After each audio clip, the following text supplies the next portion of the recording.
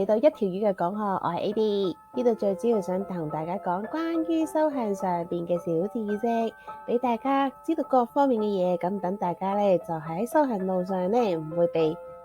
被騙或者誤入歧途咯。五術係包括山醫卜冥想啦，今日咧係五術裏邊嘅最後一話啦，我哋繼續講相呢樣嘢啦。相係複雜嘅原因係因為其實佢可以反映到我哋身體好多嘢，因為我哋最容易睇到我哋嘅狀態其實就係面色啦、五官啦，或者一啲我哋經常接觸到嘅嘢。咁今日就係想同大家講一講關於究竟點喺我哋嘅面上或者係身體，甚至係我哋佩戴嘅水晶之類，發現我哋其實已經出咗狀況啦。其實中醫咧可以睇到我哋身體上反映嘅特徵，咁我就唔喺呢一度重複講關於中醫上嘅嘢，咁由中醫師話俾你聽會更加好嘅。咁我今日講下，如果當唔好嘅能量攻陷咗你某一啲部分，究竟會有啲咩身體特徵會俾你睇得到呢？其中第一樣嘢就係你眼睛會變細，同埋會向下垂。第二樣嘢咧就係咧你個腮咧會脹大同腫大，即係話其實會發腮咯。第三樣嘢就係你個頸嗰個淋巴位咧，其實會比較腫脹。簡單嚟講，你就會變咗縮頸，係啦。所以整個人你會睇落咧，會突然之間水腫同肥咗嘅。咁另外咧，除咗面上之外咧，咁身體上會有啲咩特徵咧？其中一樣嘢就係濕疹啦。如果你某啲部位被攻擊太多咧，其實就會喺嗰 part 嘅身體咧會出現濕疹呢個狀況。另外仲有就係你會可能會突然之間多咗啲瘀傷啦，同埋係傷口係你不知不覺間有嘅，咁都係某程度反映咗你身體上其實係靈魂同身體都受到攻擊，而為免去積累喺身體裏邊，佢會盡量以一種可以宣泄出嚟嘅濁氣或者係疾病將佢化解，盡量係早啲提前去泄出嚟咯。頂輪被攻擊，其實佢會以多頭皮嚟話俾你聽，其實你嘅狀態唔太緊啦。咁所以其實係你身體邊個部位被攻擊，其實咧佢哋會喺嗰個部位咧用一啲同你以前完全唔一樣嘅狀況話俾你聽，你要留意啊，你要留意啊，或者你真係要揾嘢去解決呢件事啊。係啦，呢個就係我哋呢邊嘅經驗所談啦，係關於身體上嘅狀況。精神上咧，一般嚟講咧，其實咧，除非你真係同佢對戰啦，否則咧，佢其實因為嗰啲嘢係唔想俾你發現佢存在嘅，佢已經附咗身，或者佢已經喺度準備奪舍中，佢唔會想俾你發現，然後揾人嚟對付佢噶嘛。所以一般嚟講，其實佢哋都會好 silence， 係唔會特登俾你知嘅。咁係只有佢要真係開始好惡，或者想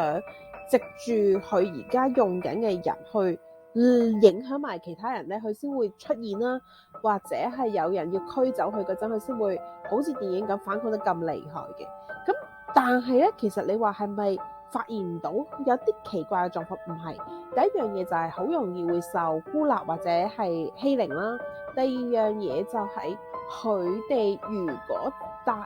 見到一啲帶有護身符或者係符紙甚至係驅邪嘅嘢嗰陣咧，佢哋眼神會閃縮同埋會唔中意親近嘅。另外就係如果佢知道你識驅嘅話咧，佢就算咧知道自己有問題咧，佢都會唔想去揾能夠幫佢驅到解決到呢件事嘅人，就等同即係啲人心理狀況唔太好，但係佢哋唔想見心理醫生，認真同人講嘅情況一模一樣咯。因為佢唔會想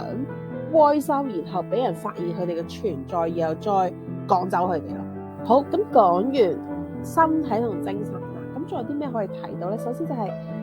你近排啲貓會唔係好想同你太親近啦，或者係你近排屋企啲電器會突然之間易壞，或者係閃有啲黑影閃過啦喺你面前，即係你會明明你冇眯埋大眼，但係你就覺得有黑影咁斬過啦。再唔係你嘅電燈貓容易壞啦，特別黑仔啦，呢啲都係一啲其實跡象都明顯，不過大家好容易會無視咗嘅嘢啦。你點鼠尾草嗰陣咧，可能最初係白煙，但係你一放落部電話附近或者你水晶附近，其實佢先會出黑煙。呢個就係你點解會被蒙蔽嘅緣故啦。即係你唔可以離遠咁樣去等佢，好似以前咁樣等佢過啦。你係要湊近你先會發現，因為人係中意呃人，所以靈體其實都係會呃人嘅。如果你有帶開咗光嘅水晶或者琥珀咧，其實你會見到啦，啲琥珀會變顏色啦，變咗色啦，或者係會開始被腐蝕啦。然後水晶咧就會變由可能有貓眼變到冇貓眼啦，跟住就係開始變啞色啦，甚至係會變磨砂狀態啦。另外或者係會有黑點啦、蒙晒啦，咁其實都反映到你嘅狀態變得好差，不過你懂得太多嘢，而你需要開始留意。如果佢哋出現越嚟越多問題嘅話，其實就係你好快肉體都會衍生有嗰啲狀況出現咯。咁係咪一出現狀況就要揾師傅咧？梗係唔係啦，必須要下揾到師傅噶。咁首先要留意咩咧？你佩戴嘅水晶、琥珀同埋你自己個人嘅淨化啦。琥珀啊、水晶嗰啲用咩咧？就係鼠尾草同聖木。咁要留意啦，農曆7月啊，拜祭祖先嘅時間啊，同埋年尾嗰段時間咧，新年前咧都唔建議用鼠尾草嘅，係要建議用聖木嚟代替嘅。咁個人嘅淨化咧就更加簡單，泡多啲醋啊，做多啲運動啊，曬下太陽啊，然後就係用下推下拿、針下灸咁樣將啲濁氣排出嚟啊，咁其實都 OK 嘅啦。再唔係咧，就去正廟度行一行，或者揾嗰邊啲師傅求一條紅繩去保佑自己咁樣，就唔需要下下就勞師動眾嘅其實。咁如果真係去到一段嘅程度，你都解決唔到咧，咁你仲要揾師傅啦。咁揾師傅又留意啲咩咧？就係唔好揾一啲講自己咩都得嘅師傅。點解咧？其實真正行呢一行嘅人，其實係會知道每個師傅嘅能力都唔同嘅。有啲係對付附所生嘅特別厲害啦，有啲係喺落做護身符係特別厲害啦，有啲係可能喺做風水同埋去佈局係特別厲害，但係冇一個師傅其實全部嘢都得嘅。因為 even 就算係你有天眼，其實都係要不斷修煉嘅。如果你只係靠人哋幫你開眼，或者係靠一啲地唔知邊度嚟嘅跌嘅信息，然後你就覺得自己乜都識晒啦，其實反而係好危險嘅，因為人會講大話，鬼會講大話，靈魂都會講大話。你唔分辨，其實有啲嘢係會特登慳你嘅，然後再博取你嘅信任，再不斷賺你錢。咁呢個就詐騙就係咁嚟㗎啦，係咪先？咁亦有人話過我，其實你收費咁平，同埋係會將自己唔擅長嘅直接講，其實有啲人會唔信你嘅。不過我理解，但係因為嗰陣我係啱啱開始，同埋有啲位我亦係嘗試中，我亦唔想下下就係用一個我幫你解決，但係其實長遠嚟講對你冇幫助嘅方式去做呢件事。咁所以就我只能夠講我嘅宗旨唔一樣咯。但係大家就係要記住，就係所有上天俾你嘅禮物，都其實必須要你努力去修行，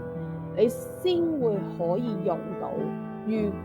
果你盲目信呢樣嘢，其實你同迷信冇分別，呢樣嘢先係最危險嘅，係啦。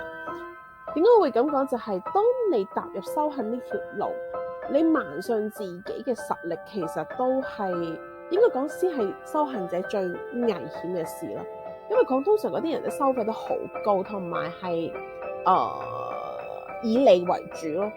一旦以利為主，其實就已經遠離咗修行呢條路，修身心啊嘛，點會以為錢嚟做你嘅第一個目標咧？係咪先？咁關於武術咧，大概就係講到咁多啦。